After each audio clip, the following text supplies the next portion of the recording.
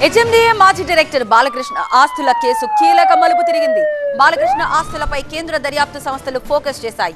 Enforcement directorate, ఆదాయ పన్ను శాఖ ఇక రంగంలోకి దిగుతాయి. మనీ లాండరింగ్ వ్యవహారం ఉండడంతో ఏసీబీకి ఇప్పటికే ఈడీ లేఖ కూడా రాసింది. బాలకృష్ణ ఎఫ్ఐఆర్, రిమాండ్ రిపోర్ట్ ఇవ్వాలని ఈడీ కోరింది. మనీ లాండరింగ్ కోణంలో ఈడీ దర్యాప్తు జరుగుతుంది. మరోవైపు బినామీ ఆస్తులపై విచారణకు రంగంలోకి దిగుతోంది ఐటీ. ప్రస్తుతం చంచులుగూడ జైల్లో ఉన్నారు బాలకృష్ణ.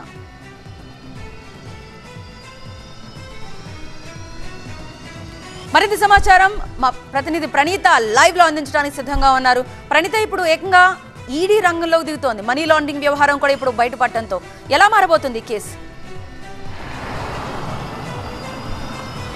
అయితే నిన్నటి వరకు కూడా ఈ కేసును ఏసీబీ దర్యాప్తు చేస్తూ వస్తుంది. ఆదాయానికి మించినటువంటి ఆస్తుల కేసు కూడబెట్టుకున్నటువంటి నేపథ్యంతో గత 10 రోజుల క్రితం బాలకృష్ణను ఏసీబీ అరెస్ట్ చేసినటువంటి విషయం తెలిసిందే. అయితే ఏసీబీ దర్యాప్తు చేస్తున్న కొద్దీ బాలకృష్ణ కేసులో అనేక సంచలనాలు బయటపడుతున్నాయి.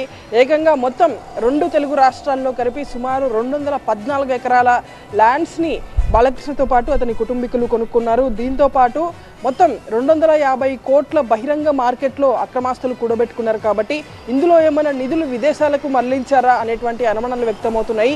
దీంతో ఎన్ఫోర్స్మెంట్ డైరెక్టరేట్ అధికారులు రంగంలోకి దిగి 2 రోజుల క్రితం ఏసీబీకి లెటర్ రాశారు. మొత్తం బాలకృష్ణ కేసుకి సంబంధించినటువంటి రిమాండ్ రిపోర్ట్తో పాటు ఎఫ్ఐఆర్, అట్లాగే ఈ కేసుకి సంబంధించినటువంటి రిలేటెడ్ డాక్యుమెంట్స్ అన్నింటినీ కూడా తమకు ఇవ్వాల్సిందిగా ఈడీ ఏసీబీకి లేఖ రాసింది. మరోవైపు బినామీ ఆస్తుల వ్యవహారం పైన ఐటీ ఫోకస్ చేసింది. ఎందుకంటే బాలకృష్ణ దగ్గర లభ్యమైనటువంటి ఆస్తుల్లో 70% పైగా అతని సోదరుడు నవీన్ కుమార్ పేరు మీదటనే ఆస్తులు ఉన్నాయి.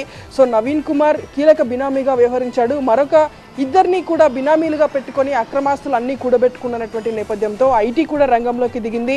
250 కోట్ల ఆస్తులకు సంబంధించి ఇప్పటి వరకు గవర్నమెంట్కి కడుతున్నటువంటి ట్యాక్స్ ఎంత, రిమైనింగ్ కొంత పెట్టుబడులు ఇన్ రియల్ ఎస్టేట్ కంపెనీస్లో కూడా పెట్టాడు. కాబట్టి ఆ కంపెనీస్కి సంబంధించినటువంటి బ్యాలెన్స్ షీట్స్ ఎంతవరకు ఉన్నాయి, అసలు ఆ టర్న్ ఓవర్ ఎంత ఉంది అనేటువంటి వివరాలపైన కూడా ఐటీ ఫోకస్ చేయబోతుంది.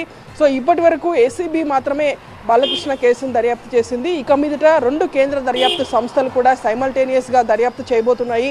ఆల్రెడీ ఐటీ ఇంకా లెటర్ రాయాల్సి ఉంది. ఈడీ మాత్రం ఆల్రెడీ ఏసీబీకి లెటర్ రాసింది. సో తదుపరి ఈ మొత్తం కేసు వ్యవహారం మనీ లాండరింగ్ కోణం బయటపడుతుందా, బినామీ ఆస్తులకు సంబంధించి ఐటీ ఎలాంటి నిజాలు వెలుగులోకి తీరుందో చూడాల్సింది.